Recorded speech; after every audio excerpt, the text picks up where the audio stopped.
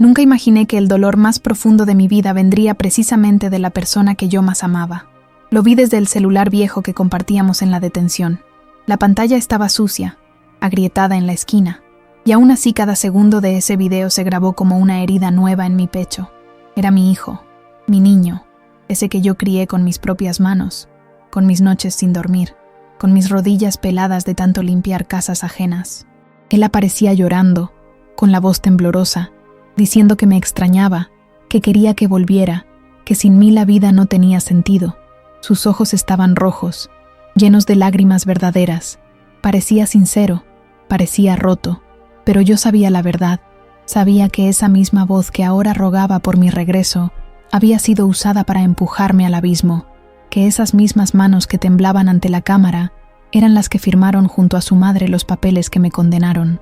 Sabía que el niño que una vez me decía mamá con ternura, ahora me había señalado ante las autoridades de inmigración, y eso me destrozó de una manera que no hay palabras suficientes para describir.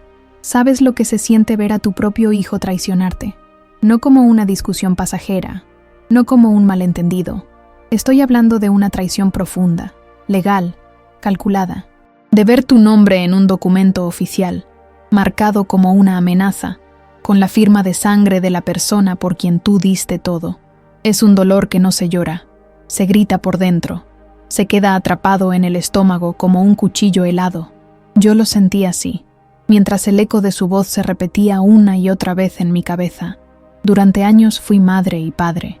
Fui abrigo en el invierno, comida caliente cuando no había. Fui la que decía que todo estaría bien, aunque no supiera cómo pagar la renta del mes siguiente. Fui la que caminaba con miedo en la espalda cada vez que una patrulla pasaba cerca. Todo para que él pudiera crecer sin ese miedo, para que pudiera tener una infancia normal, para que no supiera que su mamá dormía en el piso de la cocina porque solo había una cama. Todo eso lo hice con amor, sin esperar nada, solo su sonrisa, solo su cariño, solo que algún día dijera gracias mamá. Pero lo que recibí fue un expediente legal con mi nombre subrayado, una llamada que me sacó del trabajo sin derecho a despedirme, 3 hombres uniformados preguntando por mí en voz alta frente a todos. Y todo eso porque alguien que yo crié decidió que yo era prescindible, que yo era el obstáculo, que mi ausencia era menos dolorosa que mi existencia. No fue solo una traición, fue una ejecución emocional, una sentencia silenciosa. Me entregaron como quien entrega algo roto, sin valor, sin considerar que yo también era humana, que yo también tenía miedo, que yo también tenía sueños. Me convertí en número, en caso, en archivo. De un día para otro, desaparecí del mapa de mi propia vida. Y todo empezó con ese video que todos compartían como si fuera un acto de amor, que se volvió viral entre personas que no sabían nada de mí, pero que escribían comentarios como «Qué hermoso hijo, ojalá su madre vea esto y regrese». Yo lo vi, leí cada comentario. Cada línea era una puñalada más. Nadie sabía que ese mismo niño, ese ángel roto, había sido el inicio de mi pesadilla. Nadie sabía que mi corazón no se rompió cuando me esposaron, ni cuando me encerraron, ni cuando me leyeron mis derechos en un idioma que no es el mío. Mi corazón se rompió cuando escuché su voz diciendo «Mamá vuelve», porque ahí entendí que él sabía lo que había hecho, sabía lo que su firma había causado, y aún así lloraba, como si fuera él la víctima. Quizá también lo usaron, quizá la madre le llenó la cabeza con palabras envenenadas, quizá le dijeron que yo me había ido, que los había abandonado, que ya no quería estar cerca, pero eso no cambia el hecho. La herida ya estaba hecha, y no había forma de retroceder el tiempo. A veces me preguntan si lo perdoné, a veces me preguntan si todavía lo amo, y la respuesta es que sí, porque una madre ama aunque le arranquen el alma, porque una madre, aún rota, sigue esperando aunque no tenga a qué aferrarse, y eso fue lo que me mantuvo viva los primeros días en la celda. Su imagen, su voz, ese video, aunque fuera una mentira, aunque fuera una trampa, era todo lo que me quedaba.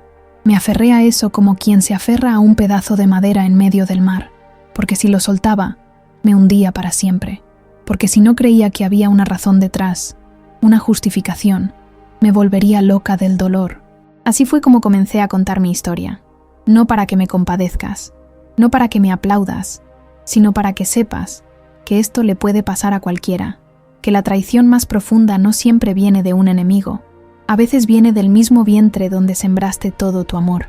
Y aún así, incluso después de todo, sigo siendo madre. Él no siempre fue así. Hubo un tiempo en que sus manitas buscaban las mías mientras dormía. Un tiempo en que me decía, te amo con dibujos de crayón en papeles arrugados que traía de la escuela. Era mi niño, mi pequeño milagro. Yo llegué a este país sola, con 23 años, cruzando la frontera con el corazón lleno de miedo y la esperanza pegada al cuerpo como un tatuaje invisible. Me habían dicho que aquí habría oportunidades. Lo que no me dijeron fue cuánto iba a doler. Dormía en pisos ajenos. Cuidaba niños de otras madres mientras el mío crecía sin saber si comeríamos bien al día siguiente. Pero nunca le faltó amor. Ni una sola noche sin beso. Ni un solo cumpleaños sin una vela que soplar. Yo me encargaba de todo, aunque tuviera que inventar alegría con $2 en el bolsillo. Recuerdo que una vez no pude pagar el bus para llevarlo al médico. Caminé con él más de 40 minutos bajo la lluvia, con una fiebre que me partía el cuerpo. Pero él no lo notó. Iba en mi espalda, cantando bajito. Eso era suficiente.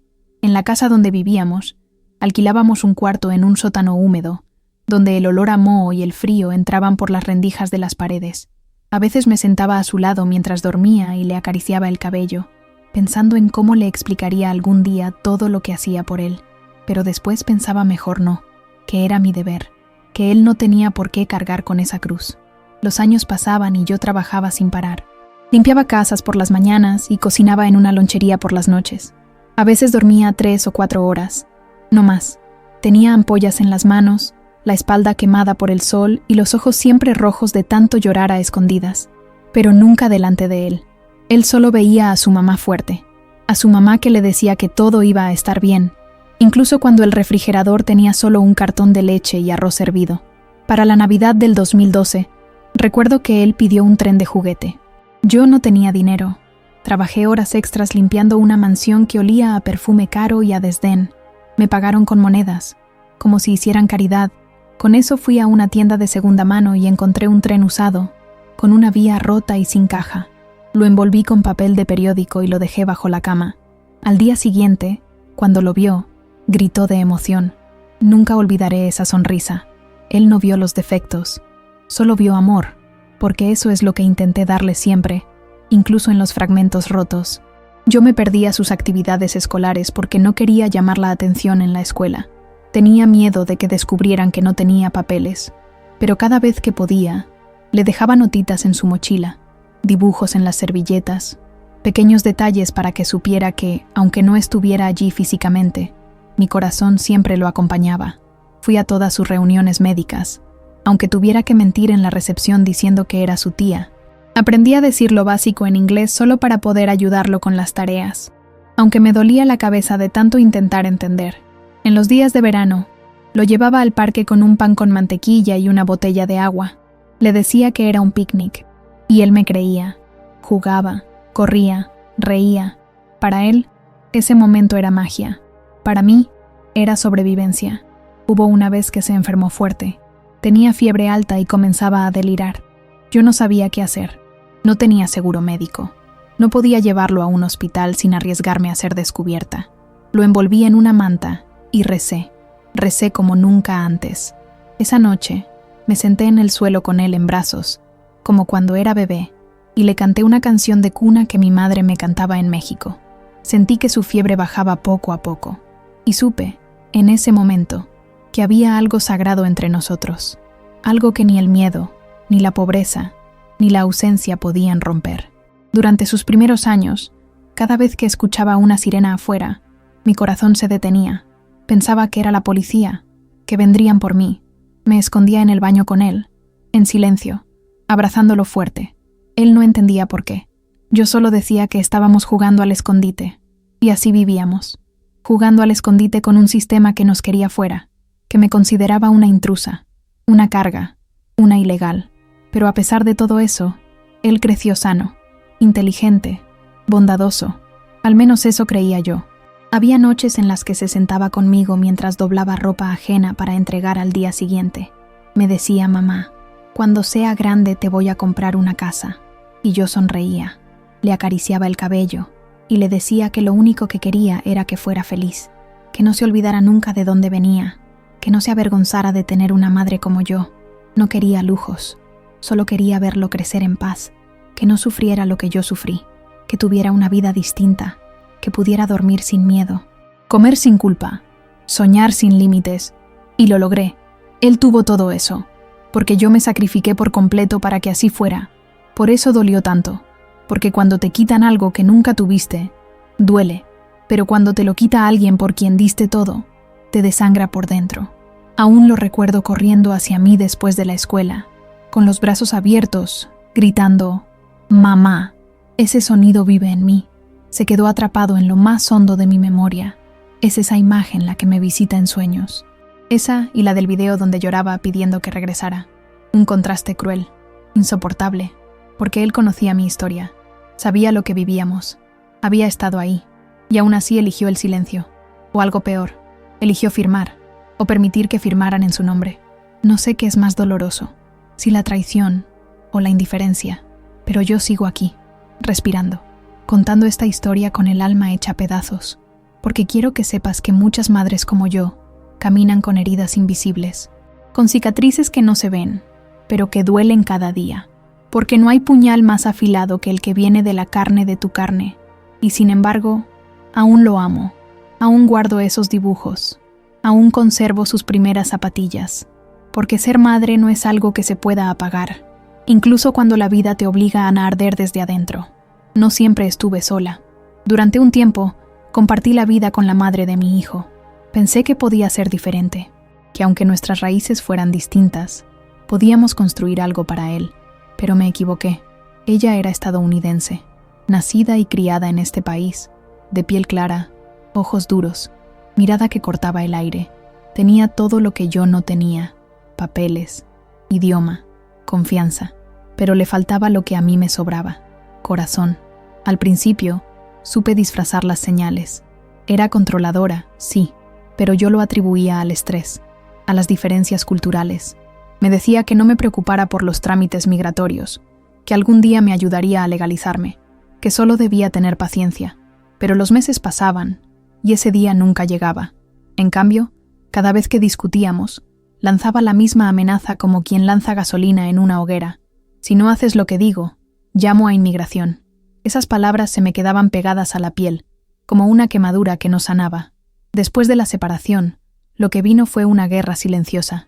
No gritábamos, no peleábamos, pero cada movimiento era una estrategia. Ella tenía la custodia legal de nuestro hijo. Yo, apenas unas horas cada semana. Las visitas estaban marcadas por relojes invisibles. Si llegaba un minuto tarde, me esperaba con mirada de hielo y brazos cruzados. Si llegaba un minuto temprano, no abría la puerta. Vivía midiendo mis pasos. Cada conversación era un campo minado. Cuando tenía que verla para recoger a mi hijo, mi cuerpo temblaba. Sabía que cualquier palabra podía volverse en mi contra. Una vez, le llevé una bolsa con ropa limpia para el niño. Ella la tiró frente a mí. Dijo que no necesitaban mi caridad. Otra vez, le envié un poco de dinero extra, producto de una doble jornada limpiando oficinas, y ella me devolvió el sobre roto, diciendo que no quería migajas de una ilegal, y sin embargo, seguía teniendo que verla, porque era la madre de mi hijo, porque ella tenía el poder, porque mi miedo era constante, y su juego era precisamente ese: hacerlo crecer. Me hacía sentir como una sombra en la vida de mi propio hijo, como si fuera una figura borrosa, un error que debía ser olvidado. Una vez, mi hijo me preguntó si yo era ciudadana. Le respondí con cuidado. Le dije que aún no, pero que algún día lo sería. Él bajó la mirada. Me dijo que su mamá decía que las personas sin papeles no eran de verdad, que no existían. Sentí un nudo en el estómago. Me pregunté cuántas veces esa mujer le había dicho cosas como esa. Cuántas veces había sembrado dudas, rechazo, vergüenza. Intenté hablar con ella. Intenté explicarle que no era justo poner al niño en medio, que lo único que quería era estar presente, amarlo, educarlo, verlo crecer. Su respuesta fue una carcajada seca. Me dijo que si tanto me preocupaba por él, debería empezar por largarme, que su hijo no necesitaba a una mujer como yo en su vida. Fui a pedir ayuda legal. Me dijeron que sin papeles no podía hacer mucho, que cualquier intento de disputar la custodia podría ponerme en riesgo de ser deportada, que ella podía usar eso en mi contra. Así que me callé, me tragué las lágrimas.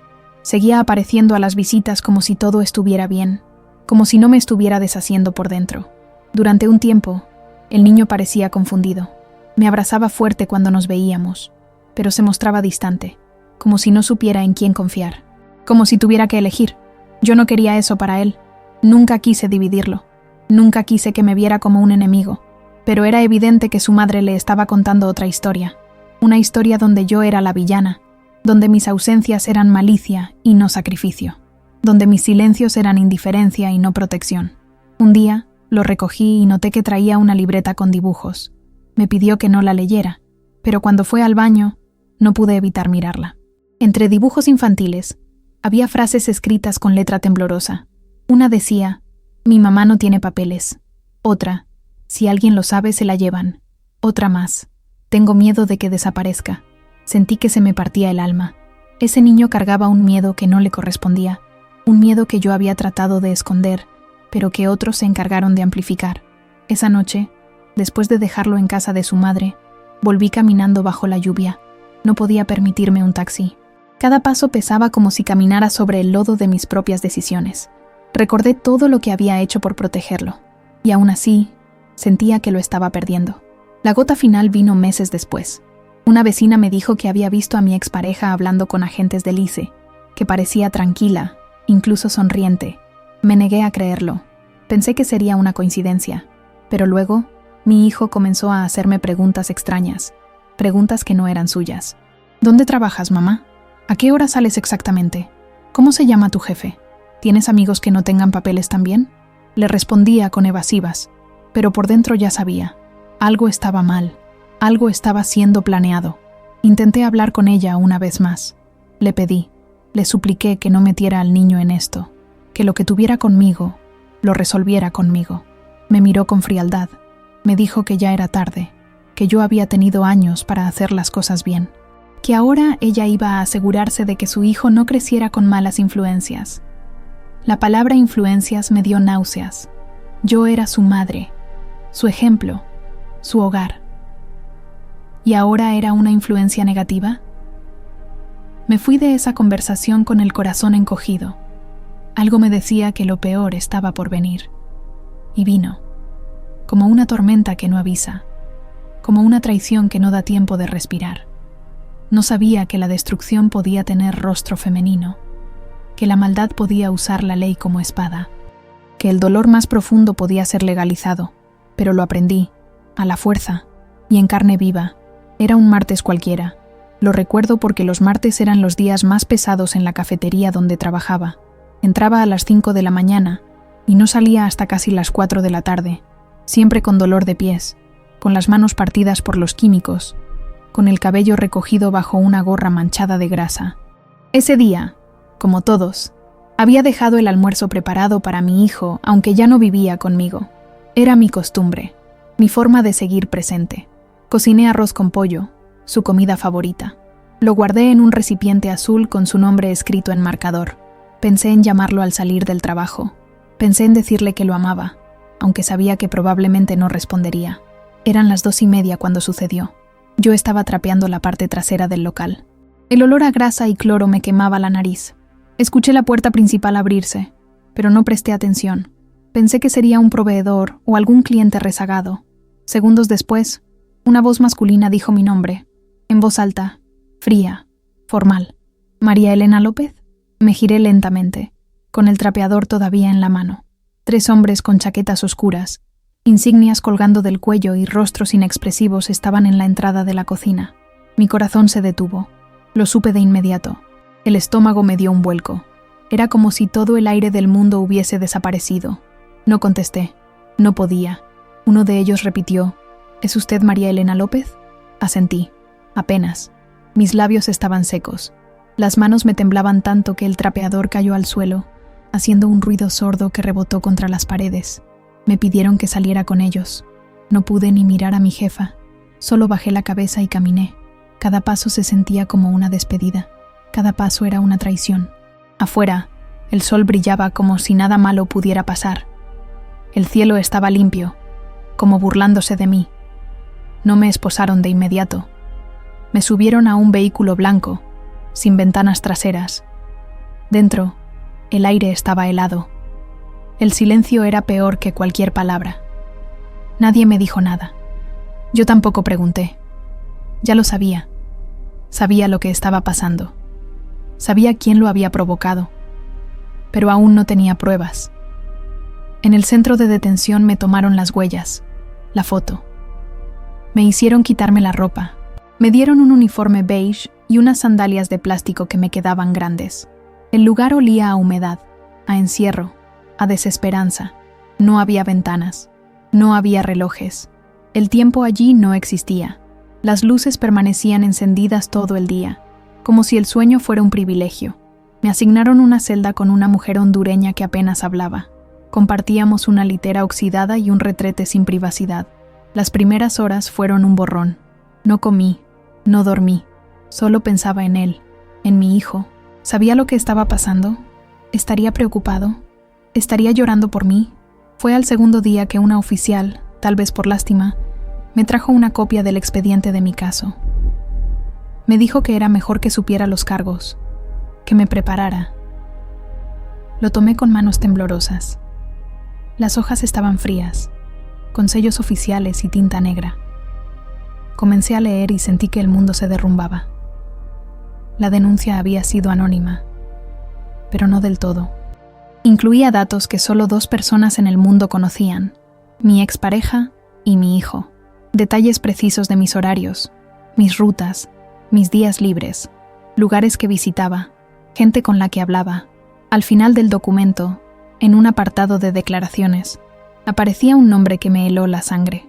Él, mi hijo, mi niño, no como autor directo, no como denunciante oficial, pero sí como colaborador. Una firma acompañada de una nota escrita a mano que decía: confirmo que mi madre trabaja en ese lugar y vive en esa dirección. No recuerdo qué pasó después de leer eso. Solo sé que caí al suelo, que las piernas no me respondieron, que alguien me gritaba que respirara, que me pusieron un vaso de agua en la mano, pero no podía sostenerlo.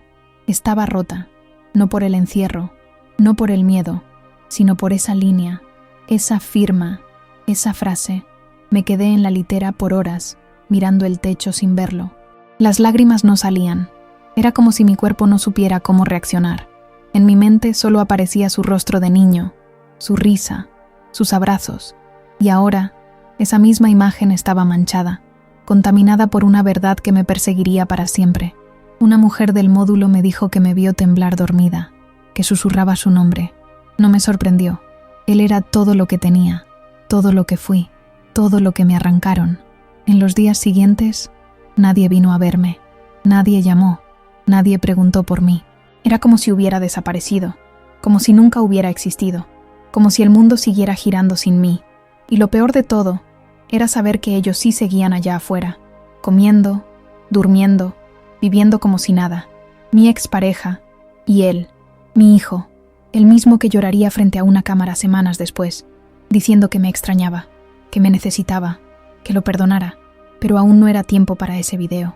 Aún faltaba más dolor, más vacío, más noches sin nombre, más humillación. Porque ese fue solo el comienzo. Las noches eran lo peor, no por el frío, aunque el aire dentro de la celda parecía lija sobre la piel, no por el ruido de las otras mujeres llorando, gritando, rezando, no por los oficiales que pasaban cada 2 horas con sus linternas apuntando a los ojos, como si la dignidad también se pudiera registrar. No, las noches eran lo peor por el silencio que dejaban adentro de mí, por ese eco ensordecedor de soledad que ninguna manta podía cubrir. Cada vez que cerraba los ojos, lo veía, mi hijo, ese niño que cargué 9 meses, que amamanté con fiebre, que acuné en las madrugadas mientras el techo del sótano goteaba sobre nuestros sueños. Lo veía como cuando era pequeño, con sus cachetes redondos, sus deditos buscando mi mano, su risa con huequito en el diente. Pero de pronto, esa imagen se rompía. Era como si alguien tirara una piedra contra el vidrio, y lo que quedaba era el papel con su nombre, con su firma. Un testimonio que no hablaba con voz, pero gritaba traición. Las mujeres en la celda no preguntaban. No hacía falta. Una de ellas me ofreció un trozo de pan duro una mañana. Otra me dio una camiseta extra para cubrirme por las noches. No necesitaban saber detalles. Bastaba con ver mis ojos para entenderlo todo. Hay dolores que no se explican, solo se sienten. Y ellas lo sabían bien. Un día, desperté con fiebre. Era una fiebre espesa, densa, que me hacía ver doble. Mi piel ardía y tiritaba al mismo tiempo. Tenía la garganta cerrada, los huesos golpeando desde dentro. Pedí ayuda, pero tardaron horas en venir. Me dieron una pastilla blanca, sin nombre, y me dijeron que bebiera más agua. Nada más. Regresé arrastrando los pies a mi litera. Me acurruqué contra la pared, buscando un rincón que me tragara.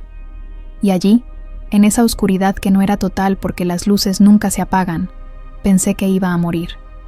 Y no me dio miedo morir. Lo que me dio miedo fue que nadie lo supiera, que me encontraran fría, sola, sin nombre, y simplemente anotaran otro número en el reporte. Una menos que limpiar, una menos que alimentar, una menos que molestar al sistema. Pensé en mi hijo. Lo sabría, le importaría, soñaría conmigo, o ya me había borrado por completo. En medio de la fiebre, comencé a delirar. Me vi de nuevo en el parque, sentada sobre una manta vieja mientras él jugaba con un carrito de juguete. Me vi cargándolo en el metro, cantando bajito para que no tuviera miedo. Me vi peinándolo antes de ir a la escuela, haciéndole trenzas pequeñas en el cabello porque decía que lo hacían sentir valiente. Pero luego lo vi alejándose, caminando con su madre, sin mirar atrás, con los hombros erguidos y la mirada seria, como si ya no me reconociera. Grité su nombre, no con la voz, porque ya no me salía. Lo grité con el alma, como si pudiera atravesar las paredes del centro, como si pudiera llegar hasta donde él estuviera, como si con solo escucharlo, entendiera que aún lo amaba, a pesar de todo, a pesar de todo. Desperté horas después, empapada en sudor, con la boca seca y el corazón acelerado. Una de las internas me sostenía la mano. No hablaba español, pero me miraba con compasión. Ese gesto fue más humano que todo lo que había recibido en días. Le apreté los dedos como agradecimiento y lloré. Por primera vez, lloré con fuerza, sin esconderme, sin fingir. Me preguntaba por qué me dolía tanto. ¿Por qué, sabiendo lo que había hecho, aún lo amaba con esta intensidad?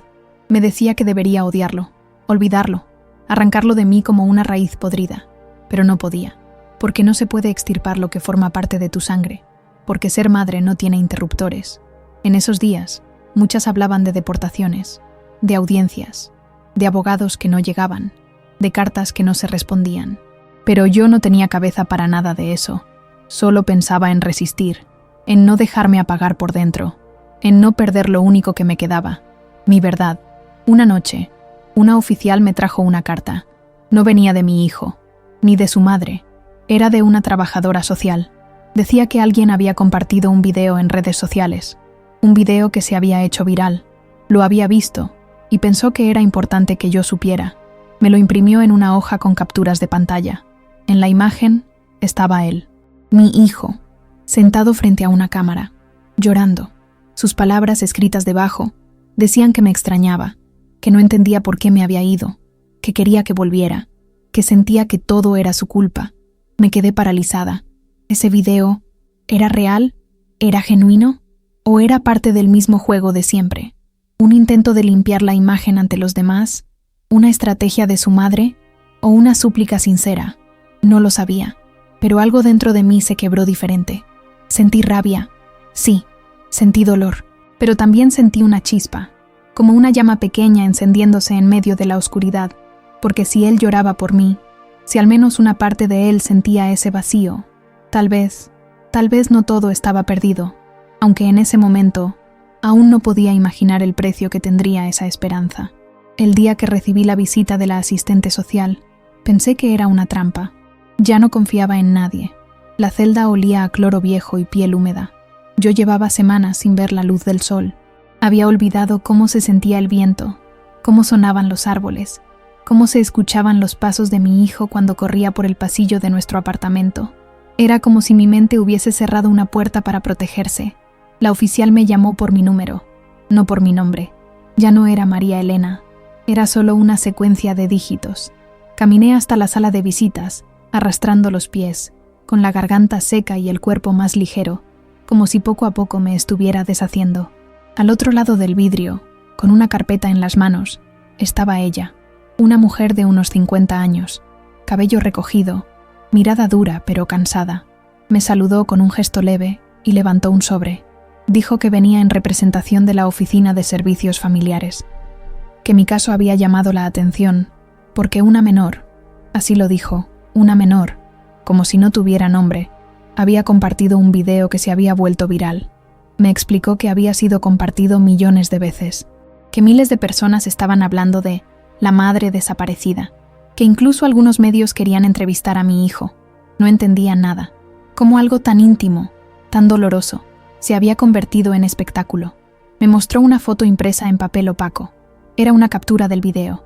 Él, mi hijo, con el rostro hundido en lágrimas, la camiseta arrugada, los ojos vacíos, decía que me amaba, que se sentía culpable, que quería que volviera. Yo miraba esa imagen como si estuviera viendo un fantasma. La mujer me preguntó si quería enviarle un mensaje. Dijo que había posibilidades de reabrir mi caso, que la presión pública podría jugar a mi favor, que era momento de contar mi versión, pero yo no sabía si tenía fuerza para eso. Agradecí en voz baja. No supe qué más decir. Volví a mi celda esa noche sin dormir. Me senté en la litera, abrazando las rodillas como una niña perdida. Pensé en escribirle una carta. Pensé en decirle que lo perdonaba, que aún lo amaba, pero también pensé en decirle que me había matado por dentro, que cada día sin él era una agonía, que su silencio me dolía más que el encierro. No escribí nada. Pasaron 2 semanas, y entonces vino el juicio. No era un juicio de película, no había drama, ni jueces con martillos. Era una sala fría, con luces demasiado blancas, donde las palabras pesaban más que los hechos. Me sentaron frente a un escritorio. Mi abogado era joven, inexperto, con ojeras de muchos casos y pocos triunfos. Al otro lado estaba la representante del gobierno, una mujer que no me miró a los ojos ni una sola vez. Leyeron los cargos: violación de permanencia, identidad falsa, omisión de registro, palabras que sonaban más grandes que yo, palabras que me definían en papeles, pero no en historia. Me preguntaron si quería hablar. Dije que sí. Mi voz salió temblorosa, como un susurro, pero no me detuve. Conté todo, desde el primer día que crucé la frontera, desde el primer trabajo limpiando baños, desde el primer llanto de mi hijo, desde la primera vez que lo vi caminar, desde cada noche sin dormir, desde cada comida compartida con una sonrisa falsa para que él no supiera que no había suficiente. Hablé de la mujer que me destruyó lentamente, de la manipulación, del miedo, de los silencios obligados, de las veces que dormí con una oreja en la puerta, esperando no ser arrestada, de las cartas que nunca envié, de los cumpleaños con globos reciclados, de los sueños que guardé en cajas para que él pudiera tener los suyos. No lloré, ni una lágrima, pero temblaba tanto que la hoja de papel en mis manos parecía un animal vivo. Cuando terminé, el juez no dijo nada, solo asintió. Anunció que tomarían una decisión en los próximos días, que debía volver al centro, que no se podía garantizar mi permanencia, pero que considerarían las circunstancias extraordinarias. Circunstancias extraordinarias, como si amar a un hijo fuera una rareza, como si sobrevivir fuera una excepción, como si vivir con miedo fuera algo que se pudiera medir en páginas. De regreso a la celda, me senté junto a la mujer hondureña. Me ofreció una galleta partida por la mitad. Era su tesoro, su última galleta. La acepté. La compartimos en silencio. Esa noche soñé con él, con mi hijo, pero esta vez no era un niño.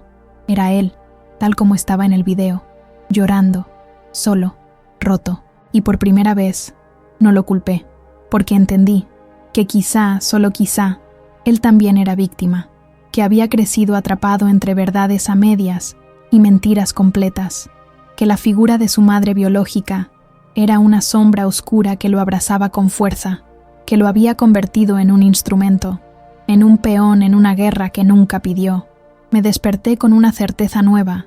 Si salía de ahí, si lograba cruzar ese muro invisible que me rodeaba, no iría a buscar venganza, iría a buscarlo, no para reclamarle, sino para abrazarlo, porque aunque él hubiera firmado, aunque él hubiera callado, aunque él hubiera sido parte del golpe, seguía siendo mi hijo, y yo seguía siendo su madre.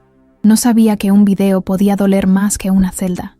Tampoco sabía que la voz de un hijo, llorando por ti frente a millones de personas, podía sentirse como una cuchilla atravesando el pecho. No en la carne, en la memoria. Fue una de las oficiales que me lo dijo. No lo hizo por compasión. Lo dijo con ese tono neutro que usan para que no te apegues a nada. Tu hijo publicó otro video, me informó. Dicen que lo están compartiendo en todas partes. Me miró de reojo, como quien espera una reacción, pero yo me quedé inmóvil. Había aprendido a no mostrar nada. Esa noche, la trabajadora social volvió con su carpeta. Esta vez, traía más papeles, imágenes impresas, capturas del video, comentarios de personas que lo habían visto, opiniones divididas. Algunos lo llamaban valiente, otros lo acusaban de hipócrita. Decían que si tanto me amaba, ¿por qué me había dejado sola? ¿Por qué no hablaba claro? ¿Por qué no contaba todo? Pero yo no quería saber lo que el mundo opinaba. Solo quería entender a mi hijo. En la imagen, se lo veía con el cabello más largo, la voz más grave, ojeras profundas, un tic nervioso en el ojo izquierdo que no tenía de niño. Estaba sentado frente a una pared blanca, sin fondo, sin adornos, solo él y la cámara.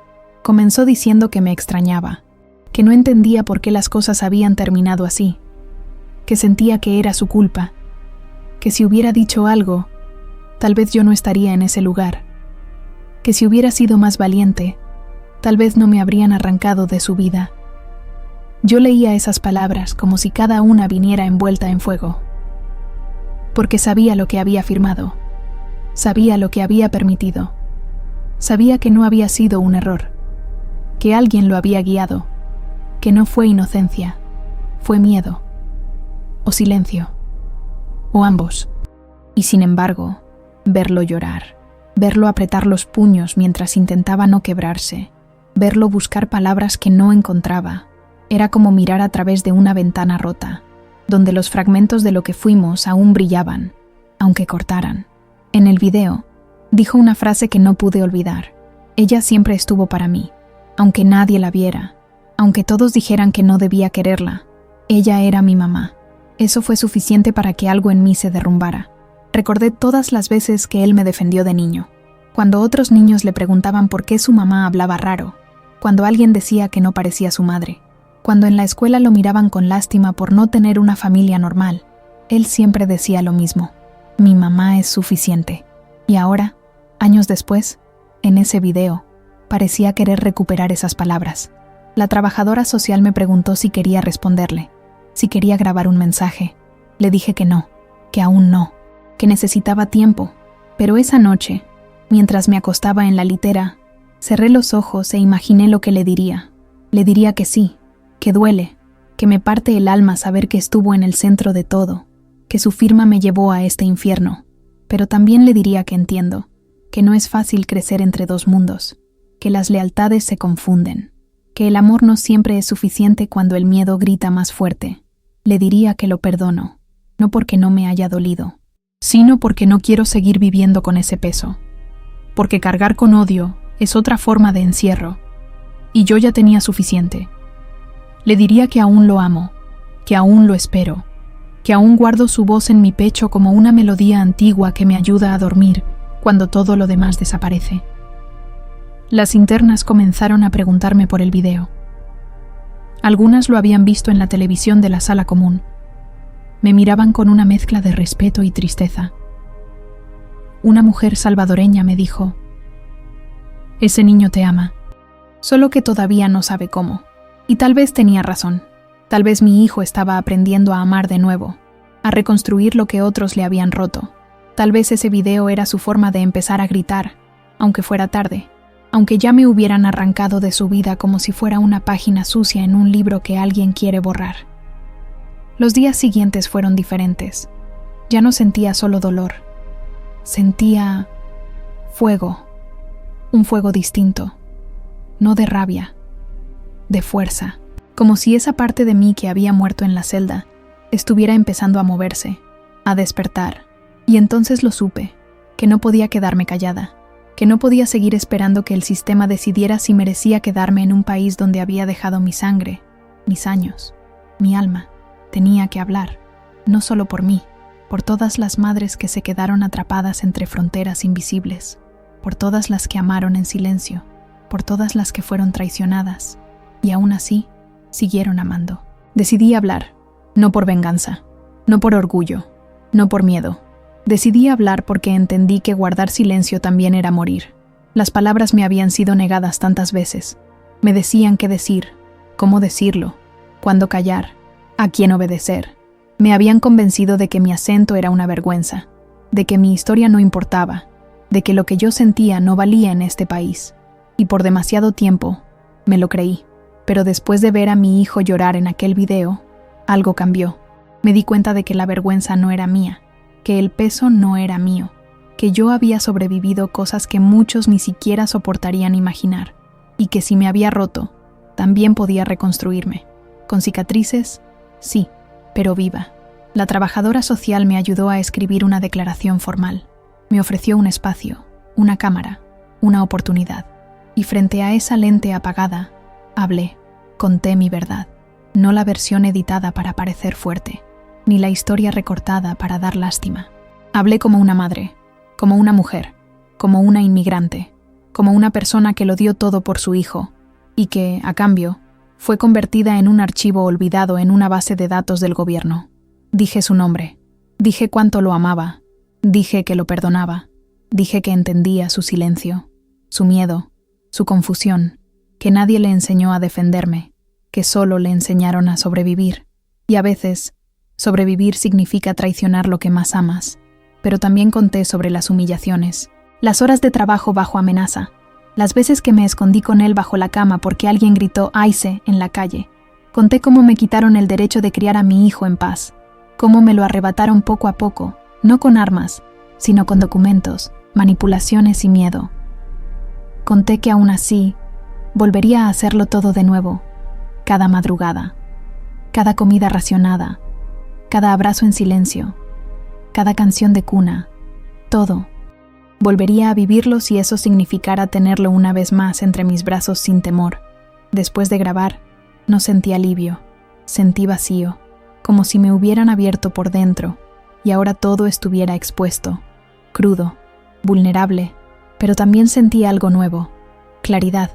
Ya no era solo una mujer esperando ser deportada, ahora era una historia, una voz, un rostro, una madre con nombre. Las redes sociales comenzaron a moverse. La gente empezó a compartir mi video, a comentar, a debatir. Algunos me apoyaban, otros me insultaban, pero ya no importaba, porque lo que yo necesitaba no era la aprobación del mundo, era recuperar mi dignidad.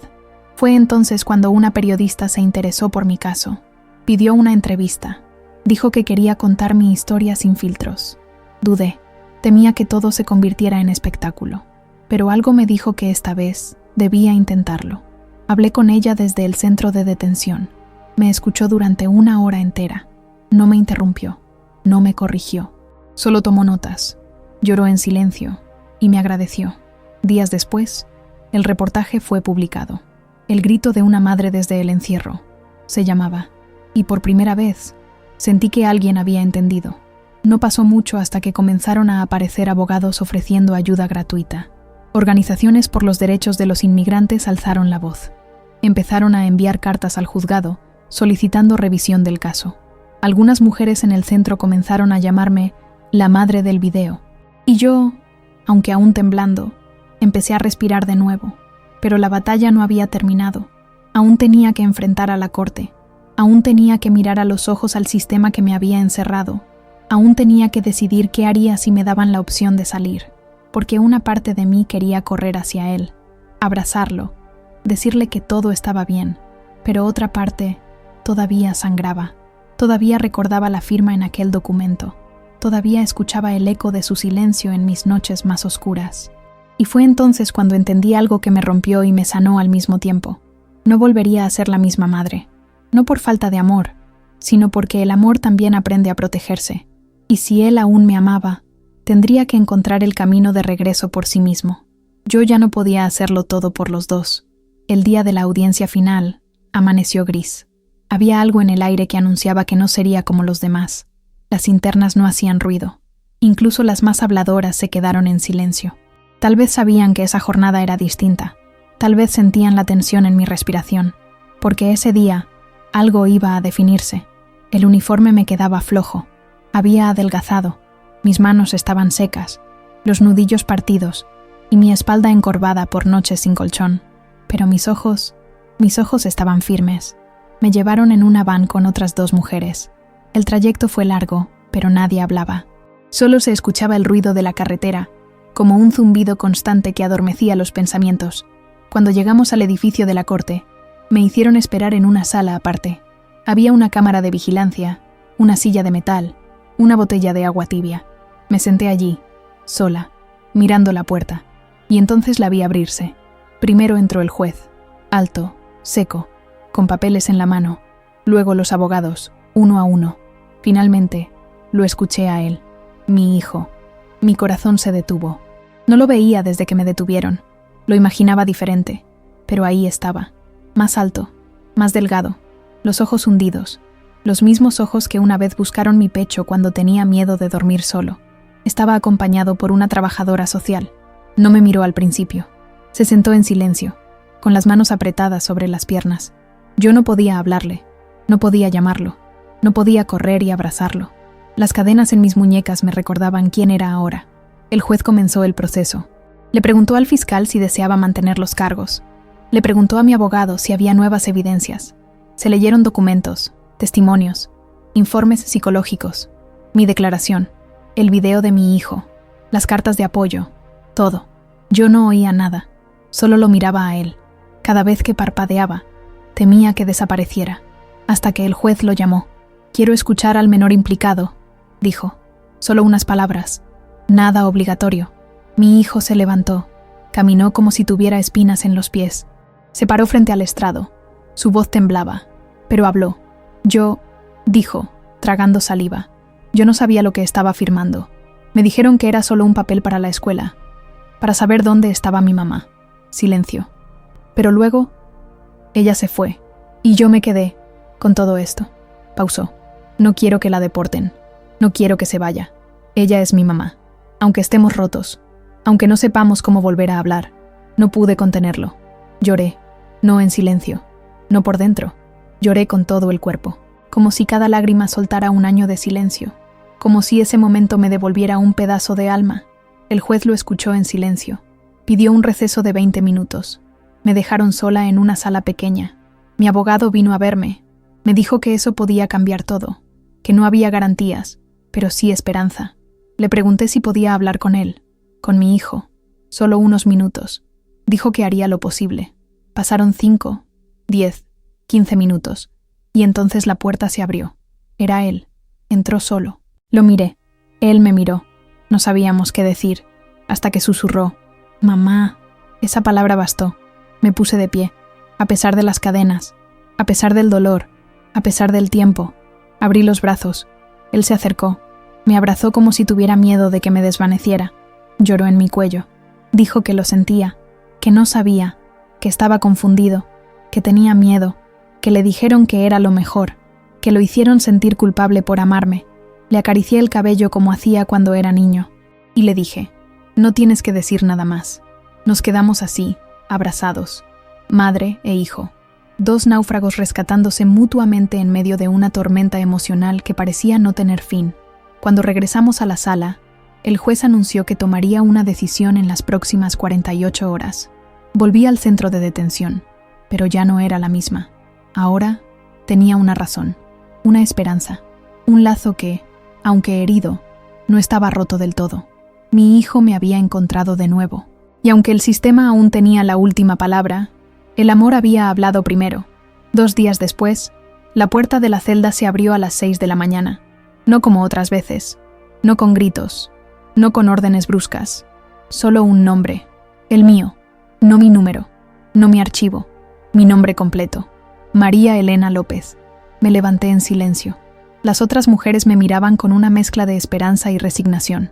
Nadie preguntó, nadie celebró, porque en ese lugar, la libertad ajena es un dolor extraño. Caminé por el pasillo con los mismos pasos de siempre, pero sentía el corazón correr más rápido que mis pies. Me llevaron a una sala blanca, sin ventanas. Allí estaba el oficial de migración. Me miró directo, como si no supiera cómo decírmelo. Va a ser liberada hoy. No entendí. ¿Cómo? No significa que su caso está cerrado, pero el juez ha concedido libertad bajo palabra mientras se revisa su estatus migratorio. Tendrá monitoreo, comparecencias mensuales, pero podrá salir. No dije nada, solo asentí, porque si hablaba, iba a quebrarme.